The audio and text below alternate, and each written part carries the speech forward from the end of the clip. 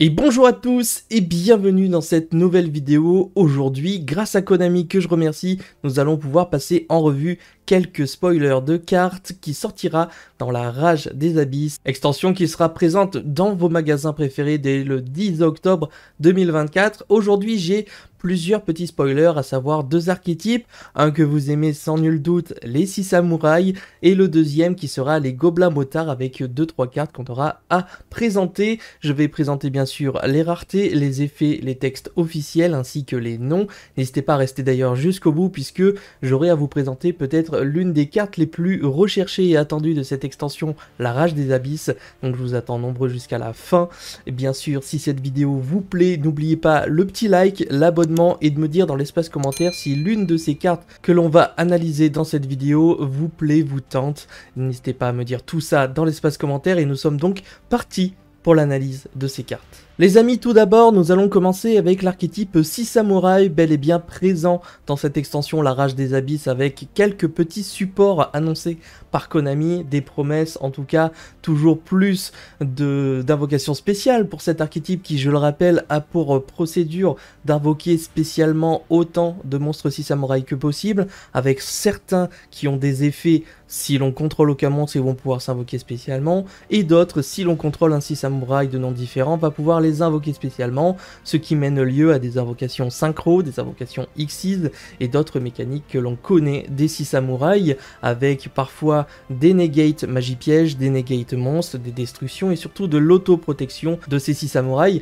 Mais ce qu'on connaît le plus de cela, c'est la possibilité de spammer le board et d'arriver à mettre les points de vie à 0 de notre adversaire assez rapidement, avec tout simplement des monstres surpuissants, avec des boosts, des negates, etc. Est-ce que ces nouvelles cartes vont faire le taf? Nous partons désormais avec la toute première carte annoncée par Konami qui sera en commune de mémoire. C'est une magie rapide qui s'appellera Rafale 6 double assaut. Donc ici on va appliquer un de ces effets où si l'on contrôle minimum 2 monstres 6 samouraïs, vous pouvez appliquer les deux effets dans l'ordre. Attention, c'est important, on va invoquer spécialement un monstre 6 samouraïs avec maximum 2000 points d'attaque depuis notre main ou cimetière, et dans un deuxième temps, on va pouvoir changer un monstre contrôlé par notre adversaire avec maximum 2000 points d'attaque en position de défense face verso, donc un effet qui fait bien sûr Book of Moon qu'on connaît très bien, mais avec le prérequis que le monstre ciblé doit avoir maximum 2000 points d'attaque. Et enfin nous avons un troisième effet qui sera dans le cimetière qui permettra de recycler puisqu'elle dit que durant votre main phase,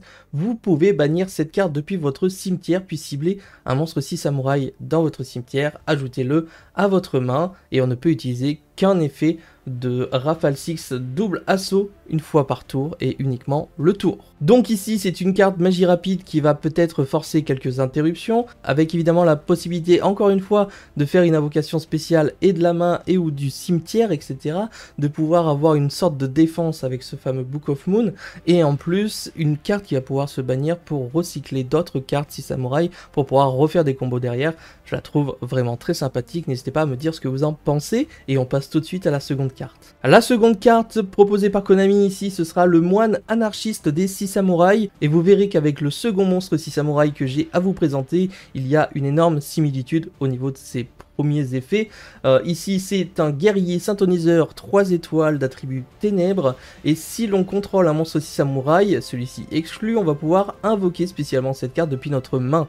Attention, on ne peut les invoquer, que ce soit lui ou celle que je vous présenterai juste après, qu'une fois par tour de cette façon. Vous ne pouvez utiliser chacun des effets suivants qu'une fois par tour, et alors celui-ci il aura pour spécificité, si cette carte est envoyée depuis le terrain au cimetière, on va pouvoir ajouter une magie jeu rapide depuis notre deck à notre main. Une carte magie jeu rapide 6 samouraïs, bien entendu, attention, la petite nuance. Donc ici par contre je ne sais pas si le Rafale 6 que je vous ai présenté auparavant est une carte dite 6 samouraïs, ou s'il va falloir piocher dans les réserves des cartes magie jeu rapide déjà disponibles de l'archétype 6 samouraïs. Encore une fois là-dessus je suis pas un spécialiste, donc on étudiera ça bien sûr plus tard. Et enfin un monstre 6 samouraïs qui a été invoqué par synchronisation en utilisant cette carte gagne cet effet. Le niveau de tous les monstres contrôlés par notre adversaire seront réduits de 1. Donc ici je trouve pas l'effet fou, n'hésitez pas encore une fois à me dire ce que vous en pensez. On passe tout de suite au deuxième monstre. Le deuxième monstre, toujours en commune, j'imagine le maître tactique des 6 samouraïs. Ici, ce sera quasiment le même principe. Il est 2 étoiles, attribut terre. Il sera également synthoniseur, potentiellement pour invoquer les 2 nouvelles synchros que je vous présenterai juste après. Le même type d'effet, si l'on contrôle un monstre 6 samouraïs, celui-ci exclu, on va pouvoir l'invoquer spécialement depuis la main et attention, on ne peut le faire qu'une seule fois par tour et on ne peut utiliser les effets suivants de cette carte qu'une fois par tour. Si cette carte est envoyée depuis le terrain au cimetière, on va pouvoir ajouter une carte Rafale 6 depuis votre deck ou cimetière à votre main. Donc là, la nouvelle Rafale 6 est bien tutorisable par l'effet de maître tactique des 6 samouraïs. Un monstre 6 samouraïs qui a été invoqué par synchronisation en utilisant cette carte gagne cet effet. Les monstres contrôlés par votre adversaire perdent 500 points d'attaque et vous verrez que le support des 6 samouraïs vise à accélérer une fois de plus les invocations spéciales, mais également à réduire les points d'attaque et de défense des monstres adverses et augmenter les leurs pour faire encore plus de ce combat, un combat pas du tout équilibré et en la faveur bien sûr des 6 samouraïs. La première synchro, elle sera disponible en super rare dans cette extension La Rage des Abysses. Il s'agit du seigneur légendaire des 6 samouraïs Enichi. Donc Enichi qui a un flow assez incroyable, je trouve l'artwork très beau. Il s'agit d'un synchro niveau 6, attribut lumière. Il sera plus ou moins générique dans son invocation. Durant la battle phase uniquement, les monstres guerriers que vous contrôlez gagnent 500 points d'attaque et de défense, l'effet dont je vous ai parlé juste avant. On ne peut utiliser chacun des effets de seigneur légendaire des 6 samouraïs Enichi qu'une fois par tour. Si cette carte est invoquée par synchronisation, on va pouvoir bannir un nombre de votre choix de monstres 6 samouraïs depuis votre cimetière, puis cibler autant de monstres contrôlés par votre adversaire, renvoyer ces monstres à la main. Je trouve cet effet extrêmement fort, il me fait penser d'une certaine façon à Brionac et je crois que c'était celui-ci, où on renvoyait les monstres du terrain à la main. Là c'est vraiment très fort dans le sens où si on a une multitude de 6 samouraïs au cimetière, on va pouvoir littéralement renvoyer le board adverse dans la main de son propriétaire. Ça reste très fort si notre adversaire n'a pas de quoi annuler son effet. Personnellement, je le trouve vraiment intéressant à voir s'il sera vraiment jouable, joué, et si ce support va amener un petit boost à ces 6 samouraïs. Enfin, son dernier effet, si cette carte est envoyée au cimetière, vous pouvez invoquer spécialement un de vos monstres 6 samouraïs banni. Attention, on ne pourra utiliser qu'un des 2 effets que je vous ai cités qu'une fois par tour. La dernière carte, bien entendu, des 6 samouraïs, ce sera nul autre que le légendaire seigneur légendaire des 6 samouraïs Shiin, donc une sorte d'évolution de la synchro de base qu'on connaît des 6 samouraïs. Elle sera bel et bien disponible en ultra rare dans cette extension. Si cette carte est invoquée par synchronisation, on va pouvoir ajouter un monstre 6 samouraïs ou un monstre à effet Shiin depuis votre deck ou cimetière à votre main. Donc littéralement, on va pouvoir tutoriser tout le lore autour des 6 samouraïs, des Shiins, etc. De ce qu'on connaît, de ce qui est fort, etc. Là-dessus, vraiment une très bonne carte. Lorsqu'il arrive, il peut débloquer la situation. Vous ne pouvez utiliser cet effet de seigneur légendaire des 6 samouraïs qu'une fois par tour. Une fois par tour, lorsque votre adversaire active un effet de monstre, en effet rapide, on va pouvoir annuler l'effet en question. Et si on le fait, on va pouvoir détruire la carte qui a activé son effet. Donc ça reste très fort, c'est une negate et en plus elle détruit. Et enfin, si cette carte sur le terrain va être détruite au combat ou par un effet de carte, on va pouvoir détruire un monstre que l'on contrôle à la place. De mémoire, cet effet, il y avait la synchro chien qui avait à peu près la même chose, on devait sacrifier un 6 samouraï, etc. Donc vraiment une mécanique encore plus poussée, une synchro qui me semble très intéressante pour cet archétype 6 samouraïs. Balancez-moi dans l'espace commentaire ce que vous en pensez, est-ce que vous attendez avec grand plaisir cet archétype 6 samouraïs, ce support, et est-ce que vous allez les jouer dans vos prochains tournois? Nous passons très rapidement à 3 nouvelles cartes Gobelin Motard annoncées par Konami. Je rappelle, Gobelin Motard est un deck avec une spécificité d'invocation Xyz, avec une sorte de spammage des petits Gobelins Motards de façon à faire facilement des Xyz de rang différents. Ces Xyz de rang différents auront pour effet la plupart de détacher un matériel, de pouvoir reajouter en main un nouveau Gobelin Motard et ainsi de suite faire plusieurs Xyz, ce qui mènera à des Xyz plus génériques tels que F0. de façon à poser un terrain impassable par la suite si tout est en adéquation avec le board que l'on souhaite faire, le deck adverse bien entendu, et ce qu'on a dans la main comme d'habitude. Ici on aura peut-être une nouvelle mécanique qui nous permettra d'accélérer et surtout de se prémunir de certaines actions adverses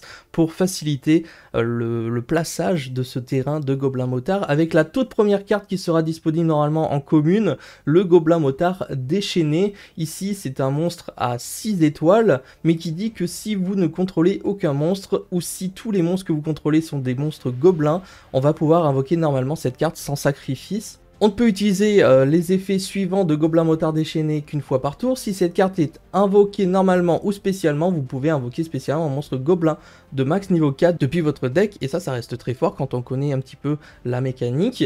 Et enfin, si cette carte est envoyée au cimetière, on va pouvoir cibler une carte sur le terrain, l'attacher à un monstre Xyz gobelin que l'on contrôle.